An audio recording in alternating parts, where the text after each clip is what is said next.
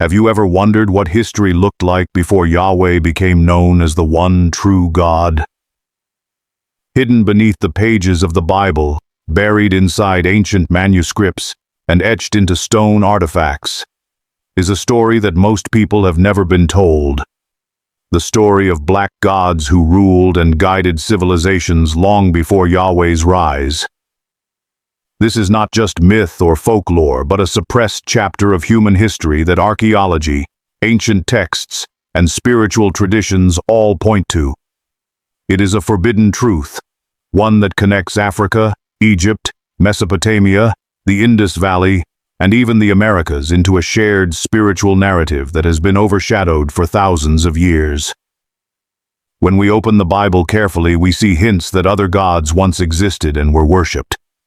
These references are often veiled, reworded, or later translated in ways that minimize their importance. The Hebrew word Elohim, for example, literally means gods in plural, yet over time it was reshaped into a singular term to fit monotheism. Ancient Psalms even describe Yahweh confronting other gods, recognizing their presence but attempting to establish his dominance over them. Such verses make it clear that Yahweh was not introduced in a spiritual vacuum. He rose in a world already full of divine figures, many of whom had African features and cosmic authority. Archaeological evidence adds even more weight to this hidden truth. Across Egypt, Nubia, and Kush, carvings and temple walls depict gods with dark skin, broad noses, and curly hair, features that match the people of the Nile Valley. In Mesopotamia, clay tablets describe sky beings like the Anunnaki, often compared to African or Egyptian gods in both description and function. These deities were not imagined abstractions. They were connected to agriculture, astronomy, justice, fertility, and resurrection, the very foundations of civilization. They were seen as real rulers and teachers, shaping human life and guiding society. The story does not stop at Africa and Mesopotamia. In the Indus Valley, early Vedic texts describe deities who descended from the heavens and shared knowledge of cosmic laws. In the Americas, Mayan and Aztec myths record gods who looked like humans, walked among them, and promised to return. The similarities across these distant civilizations suggest that humanity once carried a shared memory of divine rulers. Rulers often described with dark or bronze-like skin. Why then have these gods been forgotten? And why do we rarely hear about them today? The answer lies in how power, politics, and religion reshaped history. As Yahweh's worship grew into the dominant theology of the Middle East, other gods were reframed as false idols, demons, or simply erased. Over centuries, this suppression continued through colonization and the spread of Eurocentric Christianity, which portrayed divinity in white, European images. What remained was a one-sided story, leaving people unaware of the original black gods who once symbolized power, creation, and cosmic order. The hidden truth about black gods is not just a historical curiosity, it is a spiritual key. Rediscovering them challenges the way we view religion, identity, and even ourselves. For millions of people, especially those disconnected from their ancestral roots, knowing that the earliest gods carried black features restores pride and reclaims dignity. It reminds us that spirituality did not begin with fear and submission to a single deity, but with celebration, rhythm, wisdom, and the divine presence reflected in black skin. This is only the beginning of the forbidden story. Once we peel back the layers of suppression, we uncover a deeper history, one where black gods were not myths, but living symbols of humanity's divine origins. One of the most shocking truths hidden from mainstream history is how systematically black spirituality was erased. Across Africa, Egypt, Mesopotamia, and beyond, ancient civilizations honored dark-skinned gods who represented creation, wisdom, fertility, justice, and resurrection. Yet over time, these gods were not just forgotten. They were demonized, mocked, or erased from sacred texts and dominant theology. This was not an accident. It was part of a spiritual and political project designed to replace them with a single figure, a white, male deity, later known as Yahweh. When we look at early civilizations, gods with African features stood at the center of worship. Isis, Osiris, Anubis, Ma'at, Shango, Obatala. These deities shaped how people understood life, death, and the universe. They were celebrated in rituals, remembered in temples, and honored in everyday life. But as power shifted in the Middle East, a new strategy emerged: erase the gods of the people and replace them with one exclusive god who would demand obedience. In this way, theology became a weapon of control. The erasure was gradual but intentional. First, ancient gods were reframed as idols, or false gods. In the Bible, Yahweh does not deny the existence of other deities. Instead, he declares war on them, warning his people not to worship Baal, Asherah, or the gods of Egypt. These rival deities, many of whom had African origins, were rebranded as demons or evil spirits. With time, their stories were buried, their names corrupted, and their temples destroyed. But erasure was not just about religion. It was also racial. As colonization spread, European powers reinforced the image of God as white, male, and European-looking. Paintings of Jesus, angels, and prophets were altered to reflect European features. Statues of Egyptian gods were defaced, with noses broken and skin tones lightened, to hide their African identity. Museums and universities often presented artifacts without acknowledging their black features. All of this was part of a long campaign to disconnect black people from their divine ancestry. The consequences of this erasure run deep. By removing black gods from memory, entire communities were taught to see themselves as spiritually inferior, dependent on an external god who looked nothing like them. This was more than religion. It was psychological colonization. To erase the gods of the past was to erase pride, identity, and power. And yet, despite centuries of suppression, fragments of black spirituality have survived, carried in the stories, dances, and rituals of the African diaspora. The systematic erasure of black spirituality was designed to silence a people's divine voice.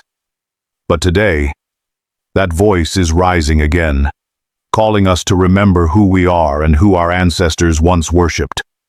When we speak about forgotten black gods, the African Orishas and Egyptian Netaru stand at the heart of this sacred memory. These deities were not just symbolic figures. They were worshipped as living powers who shaped the universe, guided human destiny, and embodied natural forces. Across Africa, traditions like the Yoruba faith honored Orishas, such as Shango, the god of thunder and justice, Obatala, the father of creation, and Olorum, the supreme sky deity. Each Orisha represented a force of life, fire, water, fertility, wisdom, and believers connected with them through dance, drumming, sacrifice, and prayer. In Egypt, the Netaru, plural of Neter, held a similar role. Isis, the mother goddess of magic and healing, was beloved across the ancient world. Osiris, lord of the afterlife and resurrection, taught humanity about rebirth and eternal life. Anubis, with his jackal head, guided souls through judgment, while Thoth, the divine scribe, guarded wisdom, writing, and knowledge of the stars. These gods were not distant abstractions. They were real presences with temples, rituals, and priesthoods dedicated to them. A striking truth often ignored in modern retellings is that these gods were described with African features. Statues, carvings, and papyri often show deities with dark skin, curly hair, and broad noses, reflecting the people who first worshipped them. In other words, divinity itself carried a black face. This representation mattered.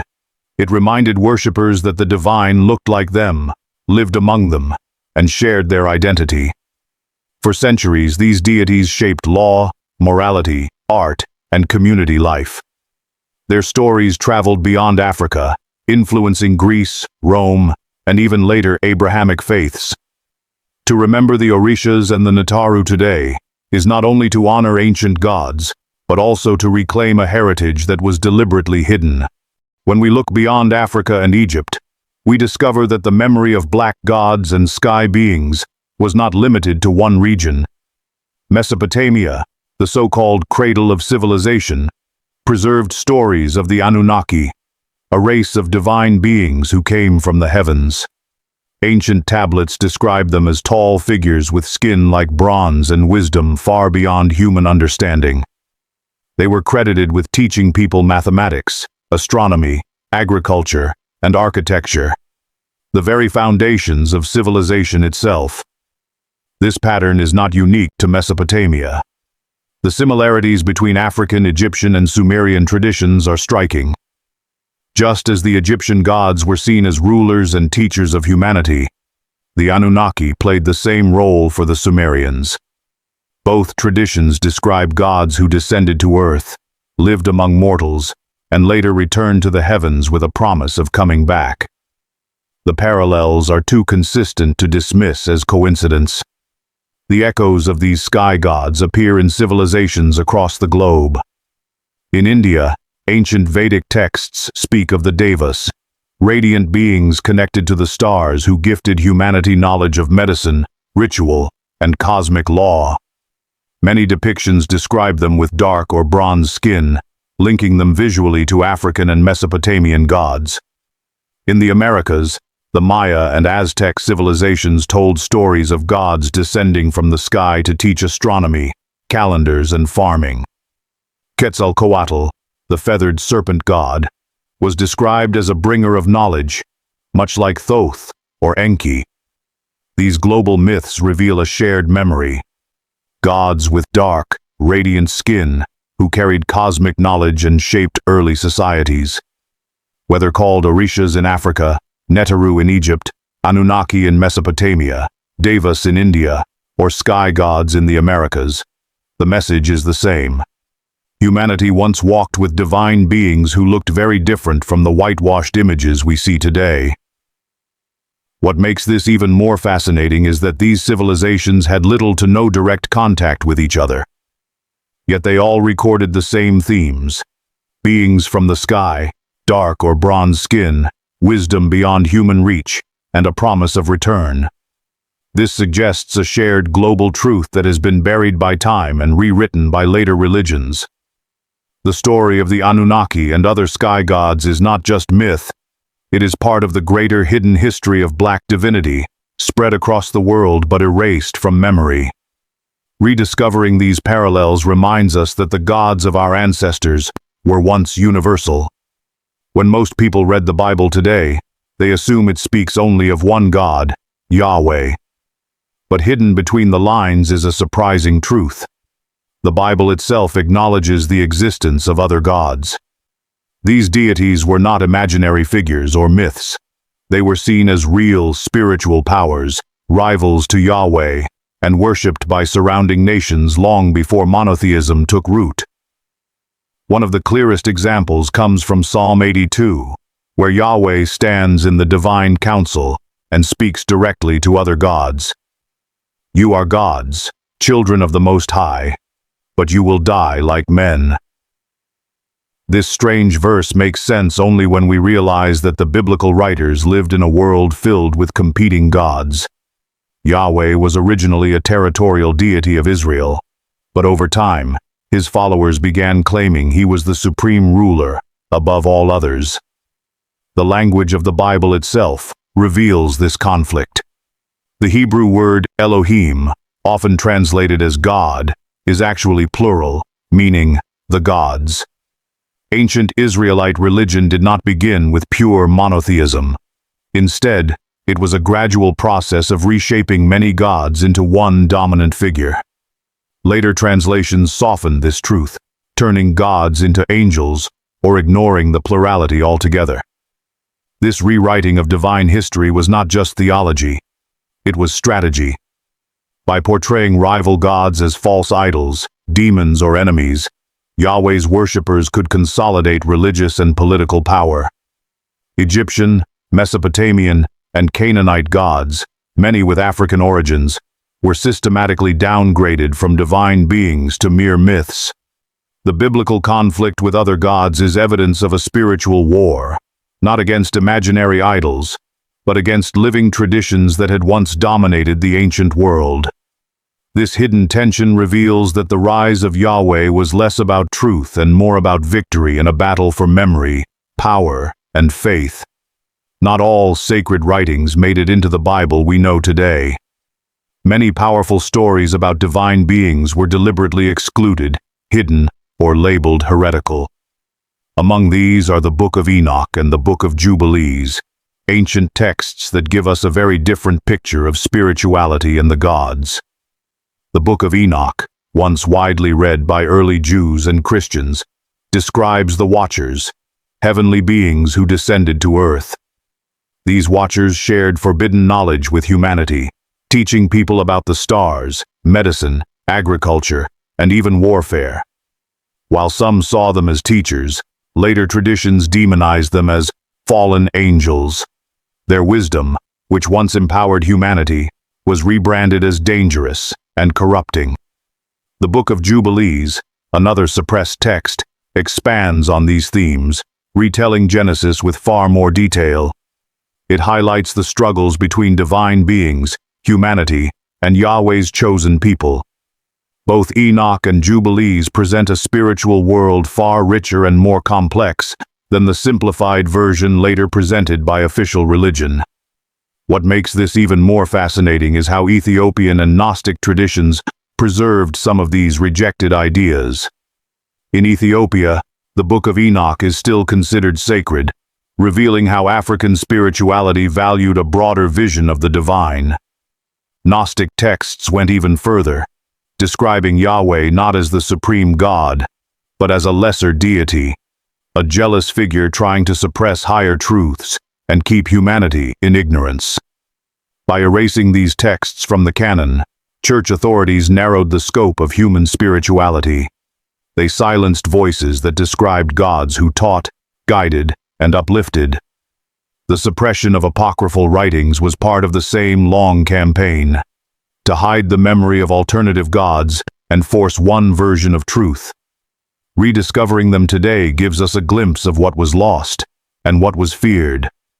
When we revisit the earliest stages of the Bible, it becomes clear that Yahweh did not begin as a universal God.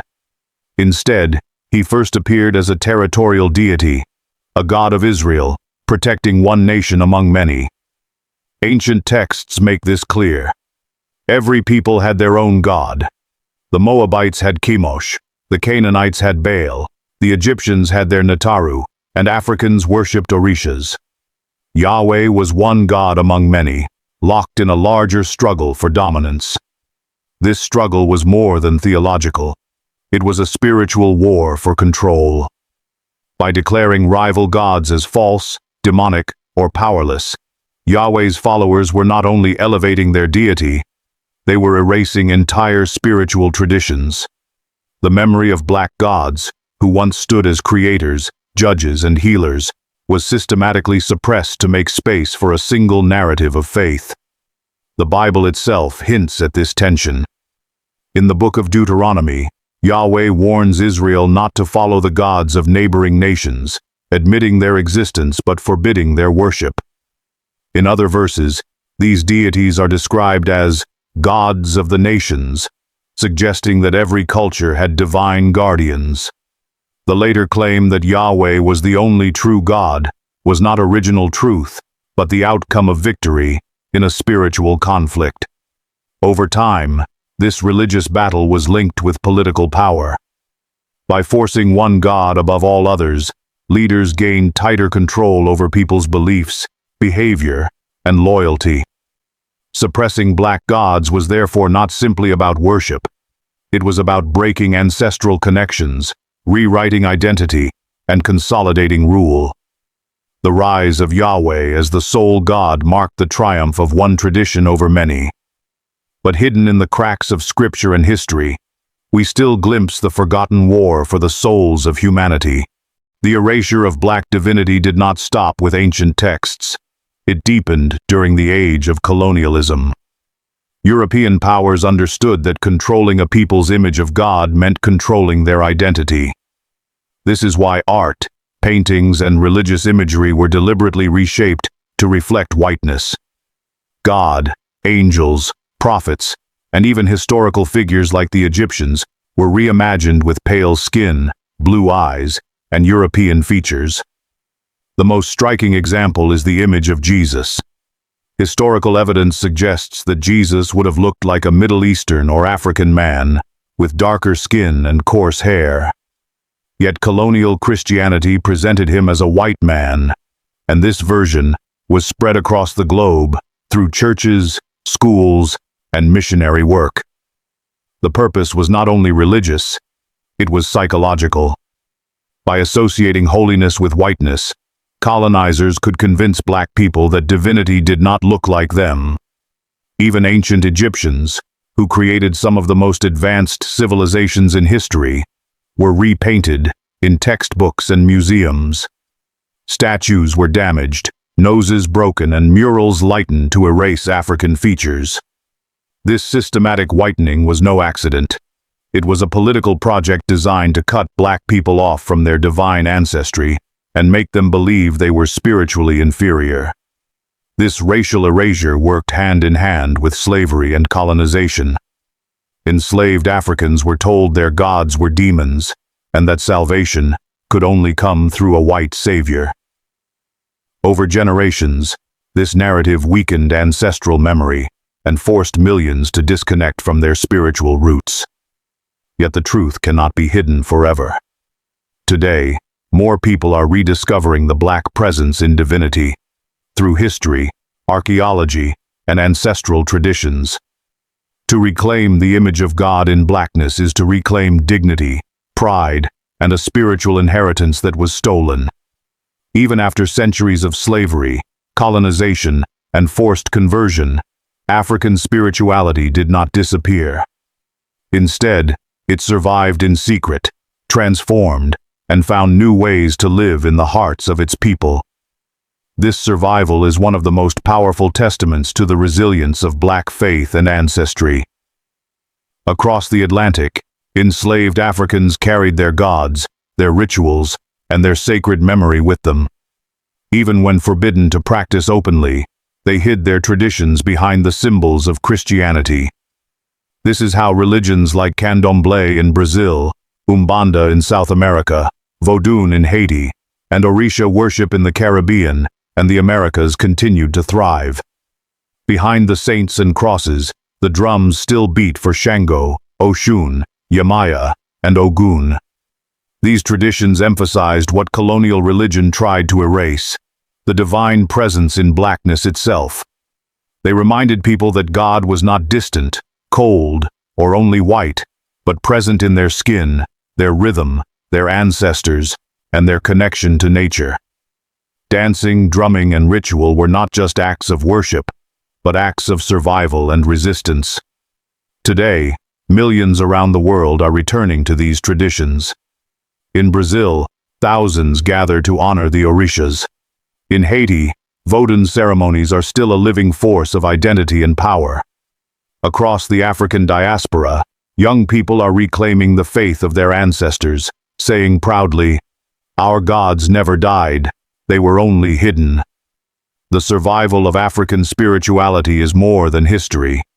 It is living proof that no empire, no colonizer, and no forced religion could erase the memory of black divinity. It is the spiritual heartbeat of a people that refuse to forget who they are. The image of God has never been neutral. For centuries, presenting God as white, with pale skin, blue eyes, and European features, was more than just an artistic choice. It was a psychological weapon.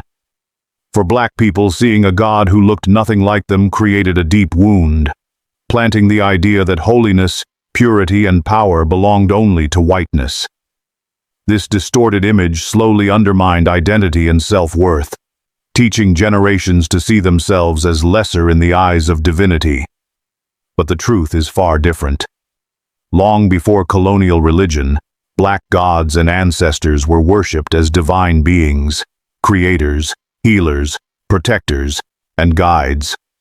Rediscovering this history is not just about correcting the past, it is about restoring spiritual pride in the present. To see Osiris with dark skin, to honor the Orishas with African features, to recognize that divinity has always looked like the people themselves. This is liberation.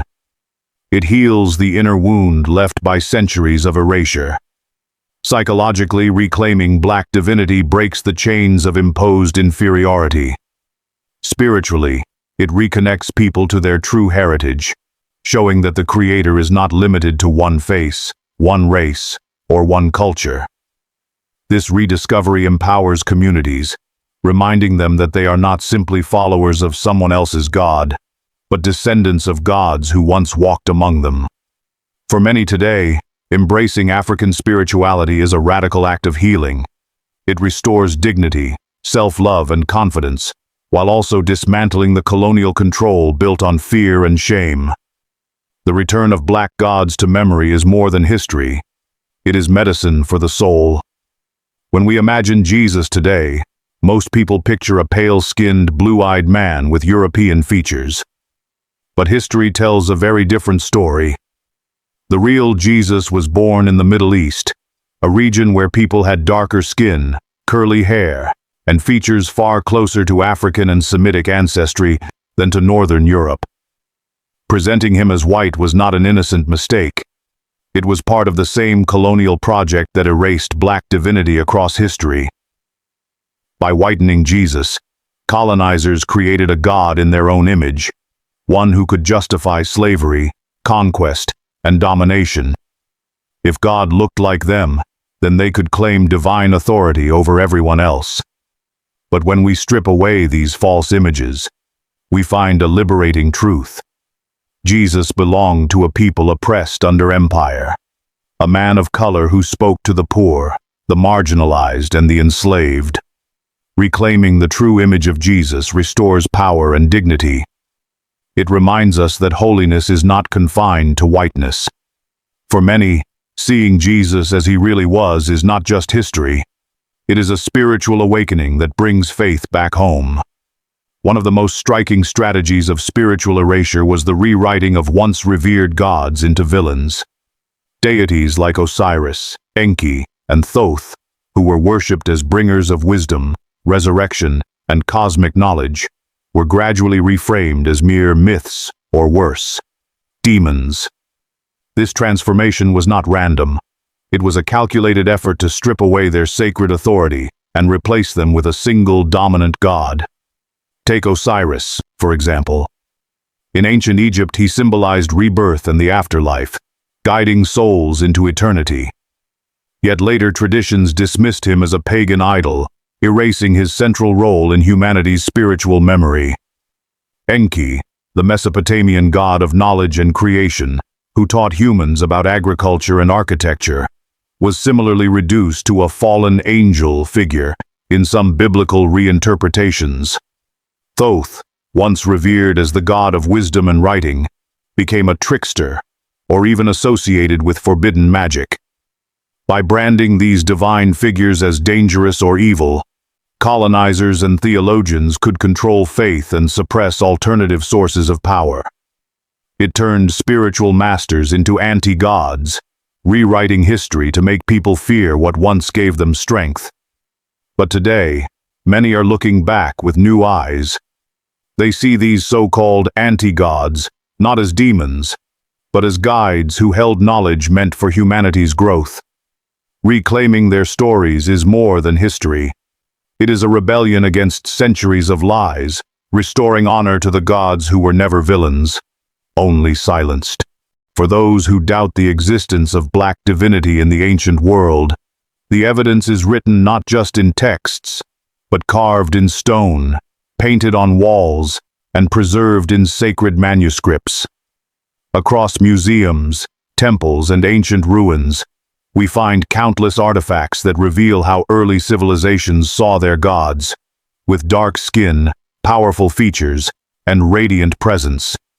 In Mesopotamia, stone cylinders and clay tablets show divine beings with skin described as like bronze, and eyes that shine with cosmic wisdom. These weren't mythical symbols. They were representations of living gods who taught mathematics, agriculture, and astronomy. In Egypt, the story becomes even clearer. The Book of the Dead, painted on papyri, often shows gods like Osiris and Anubis with dark skin, guiding souls through the afterlife. Their pigmentation wasn't accidental. It carried deep meaning. Dark skin symbolized fertility, origin, and connection to the rich soil of the Nile, life itself. This symbolism spread across Africa and beyond. Ancient statues often carried broad noses, curly hair, and other Afrocentric features that clearly reflected the people who made them. The gods looked like their worshippers because they were meant to affirm divine identity in human form. Yet in modern reproductions, these details are softened or erased. Textbooks repaint dark figures in lighter shades. Museums quietly ignore the African features on sacred statues. Still, the original artifacts speak for themselves. They testify that divinity was once seen in blackness, not erased from it. The visual evidence is undeniable. The first gods of humanity were black, and their images remain, challenging us to see what history tried to hide. When we walk into museums or flip through history textbooks, what we often see is not the truth, but a carefully edited version of it. The erasure of black divinity was not only theological, it was also visual and material. Statues, paintings, and artifacts were systematically altered to downplay their African identity. One of the clearest examples is the broken noses and damaged faces on ancient statues. From the Sphinx of Giza to countless pharaoh busts, a consistent pattern appears. The features that most clearly reveal African identity, broad noses, full lips, were deliberately destroyed. This wasn't mere coincidence or natural decay. It was an intentional act of erasure meant to strip away the visible blackness of divinity. The manipulation didn't stop there. In museums and universities, colors in ancient murals and papyri were often softened or repainted in lighter tones. Dark skin tones, originally painted to symbolize power, fertility, and divine origin, were washed out in modern reproductions, leaving the gods to look less African and more European. Even when artifacts clearly depict Afrocentric features, curators and scholars often avoid discussing them, hiding the racial identity of these sacred figures under vague academic terms like stylized or symbolic. This silence is not neutral. It is a form of control. By removing evidence of black divinity, institutions maintain a Eurocentric narrative of history where the sacred is whitewashed. But the truth is written in the very stones, papyri, and artifacts themselves. Despite centuries of manipulation, the divine features still shine through, challenging us to see beyond the lies. The erasure of evidence was meant to erase memory. Yet today, more and more voices are reclaiming it, uncovering what was hidden in plain sight all along. For centuries, archaeology and academia have presented themselves as objective fields, devoted to uncovering the truth about human history. Yet when it comes to black divinity, these institutions have often been anything but neutral. Silence and omission have been used as powerful tools of control, shaping what generations believe about religion, spirituality, and cultural history. Evidence of black gods is everywhere.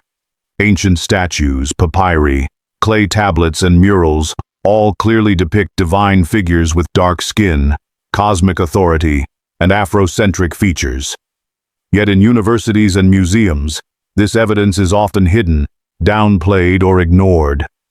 Scholars sometimes dismiss these artifacts as mythical or symbolic.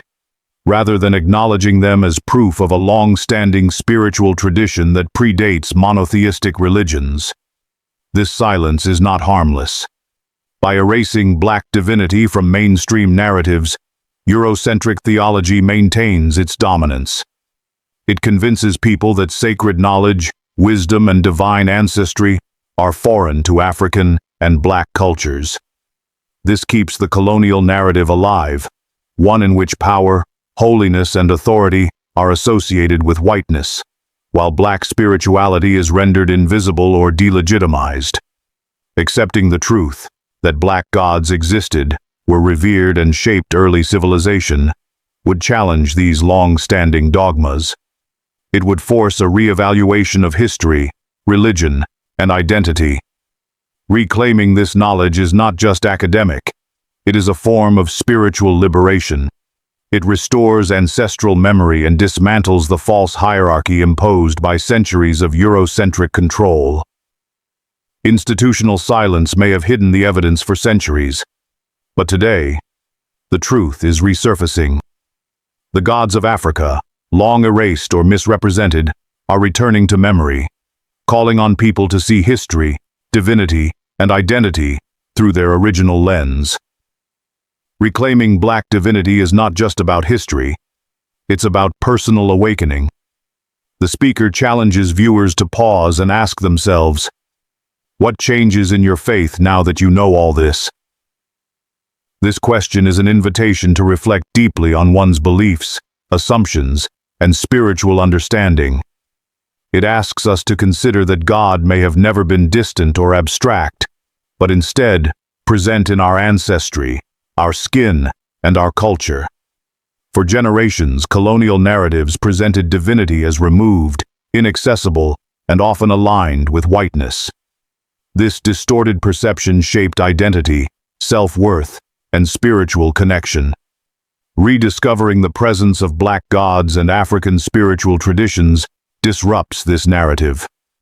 It forces a reconsideration of what it means to be connected to the divine, and reveals that sacredness was always within reach, embedded in the rhythms, rituals, and symbols of our ancestors. This reflection is transformative. It allows individuals to recognize that faith is not solely defined by doctrine or a single image of God. Instead, spirituality can be relational, ancestral, and embodied. It encourages seeing divinity in everyday life, in cultural practices, in community, and even in the body itself. Personal transformation also extends beyond introspection. It inspires action. By acknowledging these truths, individuals can reclaim practices, rituals, and knowledge that were suppressed. They can honor their heritage, reconnect with ancestors, and embrace a faith that reflects their true identity. Ultimately, this reflection is a call to spiritual liberation. It reminds viewers that discovering the presence of black gods is not just about correcting history. It is about transforming how we see ourselves, our faith, and the world. It is an invitation to awaken to a spirituality that has been with us all along. Reclaiming black divinity is not just about history. It's about personal awakening. The speaker challenges viewers to pause and ask themselves, what changes in your faith now that you know all this? This question is an invitation to reflect deeply on one's beliefs, assumptions, and spiritual understanding. It asks us to consider that God may have never been distant or abstract, but instead present in our ancestry, our skin, and our culture. For generations, colonial narratives presented divinity as removed, inaccessible, and often aligned with whiteness. This distorted perception shaped identity, self-worth, and spiritual connection. Rediscovering the presence of black gods and African spiritual traditions disrupts this narrative. It forces a reconsideration of what it means to be connected to the divine, and reveals that sacredness was always within reach, embedded in the rhythms, rituals, and symbols of our ancestors. This reflection is transformative. It allows individuals to recognize that faith is not solely defined by doctrine or a single image of God. Instead, Spirituality can be relational, ancestral, and embodied. It encourages seeing divinity in everyday life, in cultural practices, in community, and even in the body itself. Personal transformation also extends beyond introspection. It inspires action. By acknowledging these truths, individuals can reclaim practices, rituals, and knowledge that were suppressed. They can honor their heritage, reconnect with ancestors, and embrace a faith that reflects their true identity. Ultimately, this reflection is a call to spiritual liberation. It reminds viewers that discovering the presence of black gods is not just about correcting history. It is about transforming how we see ourselves, our faith, and the world. It is an invitation to awaken to a spirituality that has been with us all along. Faith should never be a tool of fear, guilt, or blind obedience. For too long, spiritual systems, particularly those influenced by colonial power, have taught that holiness requires subservience, shame, or distancing oneself from one's body, culture, and ancestry. But true spirituality is the opposite. It is a bridge, a reconnection to roots, to identity, and to the divine that has always been present. Rediscovering Black divinity and ancestral spiritual traditions reveals a profound truth. God is not limited to one face, one book, or one doctrine. The divine manifests in many forms, including Black gods and African spiritual practices. Recognizing this challenges the narratives that have dominated religion for centuries, restoring a sense of belonging and empowerment. Spirituality built on reconnection encourages people to embrace their history, culture, and natural world as sacred. It transforms ritual, prayer, and meditation into acts of joy, remembrance, and communion with ancestors. Drumming, dancing, and honoring nature are not mere cultural practices. They are ways to actively participate in the divine. This approach also dismantles fear-based control. When people see God as present in themselves, their communities, and their heritage, faith becomes liberating rather than punishing. It fosters courage, creativity, and spiritual autonomy. Ultimately, reconnecting with roots through spirituality restores balance. It reminds us that divinity is vast, diverse, and inclusive. God has always been near, in our skin, our ancestry, and our rituals. By embracing this truth, faith becomes not a source of fear, but a source of empowerment, identity, and freedom, opening the door to a more authentic, embodied, and joyful spiritual life. Discovering the truth about Black gods and ancestral divinity has the power to transform identity. For centuries, colonial and Eurocentric narratives painted Black people as inferior, disconnected from holiness, and subject to divine punishment. This created a collective mindset of shame, disconnection, and subjugation. But uncovering the existence of Black gods changes everything. When people realize they are descendants of powerful deities who once walked the earth, their perspective shifts. They are no longer slaves of history, but inheritors of sacred knowledge and divine legacy. They are not cursed sinners, as imposed by colonial doctrines, but beings with ancestral power, dignity, and purpose. This recognition ignites a profound psychological and spiritual liberation, affirming the value of Black life and culture. Healing identity also involves breaking generational chains of imposed shame. Knowledge of African spiritual traditions, Orishas, Egyptian Netaru, and other Black deities reconnects people to their heritage, restoring a sense of belonging and sacred continuity. Rituals, ancestral remembrance, and honoring Black divinity allow individuals to reclaim spiritual autonomy that was systematically denied. This process is not just personal, it is collective. Communities that embrace their divine ancestry cultivate pride, resilience, and empowerment. Young people can see themselves reflected in gods and ancestors, learning that strength, wisdom, and divinity are inherent in their identity. Ultimately, discovering Black gods restores dignity, heals ancestral wounds, and provides a roadmap for liberation. It is a transformative journey, from imposed inferiority to reclaimed divinity, from shame to pride, from silence to empowered spiritual voice. Understanding this legacy is not just history. It is a living guide to breaking chains, healing identity, and embracing sacred origins. Living ancestral spirituality today is about bringing ancient wisdom into everyday life. It is a practical, embodied approach that reconnects people with their heritage, ancestors, and divine roots. This practice is not about abandoning current faith. It is about expanding spirituality beyond colonial limitations, embracing rituals and actions that honor both body and soul. One of the simplest ways to begin is by honoring ancestors. Lighting candles, offering food, or speaking prayers to those who came before creates a tangible connection to lineage and heritage. Using herbs, incense, and sacred objects further strengthens this bond, recalling the practices that ancient African and diaspora communities used for spiritual guidance, healing, and protection. Movement plays a central role in ancestral spirituality. Drumming, dancing, and rhythmic motion are not just cultural expressions. They are forms of prayer and communication with the divine. Through these practices, the body becomes a temple, fully participating in spiritual experience rather than separating the physical from the sacred. Praying with the whole body, singing, chanting, moving, invites a holistic connection that is often absent in rigid doctrinal structures. Living ancestral spirituality also encourages mindfulness and presence in everyday actions. It reminds practitioners that the divine is found in nature, community, and personal heritage.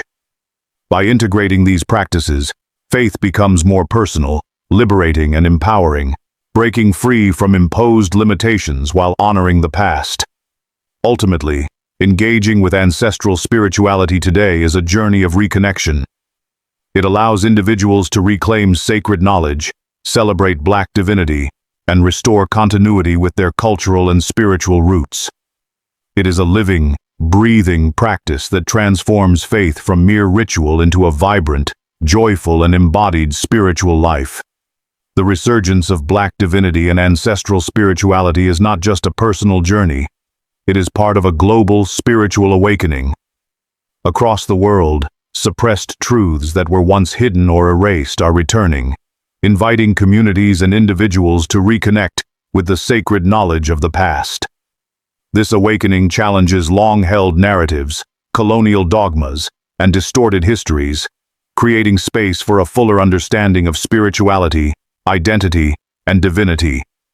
For centuries, the memory of Black gods and African spiritual practices was intentionally suppressed.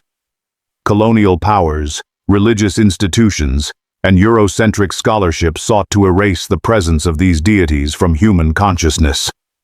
Yet, despite attempts at erasure, these divine memories were never completely destroyed. They have persisted quietly in dreams, intuition, rituals, oral traditions, and ancestral remembrance, waiting for the right moment to resurface. Today, people across the globe are reconnecting with this spiritual heritage. Whether through the revival of Orisha worship, Vodun ceremonies, Kemetic rituals, or honoring ancestral lineages, individuals are rediscovering the profound wisdom, joy, and power embedded in African spiritual traditions. This collective remembering fosters a sense of unity, belonging, and empowerment, showing that spirituality transcends borders, time, and imposed limitations. The awakening also invites reflection and action. It encourages people to reclaim their ancestral knowledge, honor their lineage, and participate in practices that awaken the body, mind, and soul. By embracing this resurgence, humanity reconnects with a more authentic, inclusive, and holistic understanding of divinity. Ultimately, the collective awakening is a reminder that spiritual truth cannot be silenced forever. The gods, the rituals, and the wisdom of our ancestors are returning, calling us to remember, celebrate, and live in alignment with the sacred heritage that has always been part of us. The story of black gods is a journey from suppression to remembrance, from silence to spiritual awakening. Across Africa, Egypt, Mesopotamia, and beyond, deities with dark skin, cosmic authority, and Afrocentric features once guided humanity. These gods were gradually erased, demonized, or whitewashed by colonial and Eurocentric forces, leaving generations disconnected from their ancestral spiritual heritage. Yet, despite centuries of erasure, these divine memories have never been completely destroyed. They survive in dreams, rituals, folklore, and the hearts of those seeking truth. From the Orishas and Egyptian Netaru to the Sumerian Anunnaki, these gods exemplify wisdom, creation, justice, and cosmic power. Rediscovering them restores not just history, but identity, dignity, and spiritual autonomy. Reclaiming black spirituality is more than a historical exercise. It is a living, embodied practice. Honoring ancestors, drumming, dancing, ritual prayer, and connecting with nature are all ways to revive the joy, rhythm, and sacredness of life that Western doctrines often suppressed. It reminds us that God, the divine, and the sacred are not confined to one image, one book, or one doctrine. They manifest in many forms, including black faces, ancestral lineages, and cultural practices. Ultimately, this journey is both personal and collective. It transforms how we see ourselves, heals ancestral wounds, and reconnects us with a vibrant spiritual heritage that has always been part of humanity.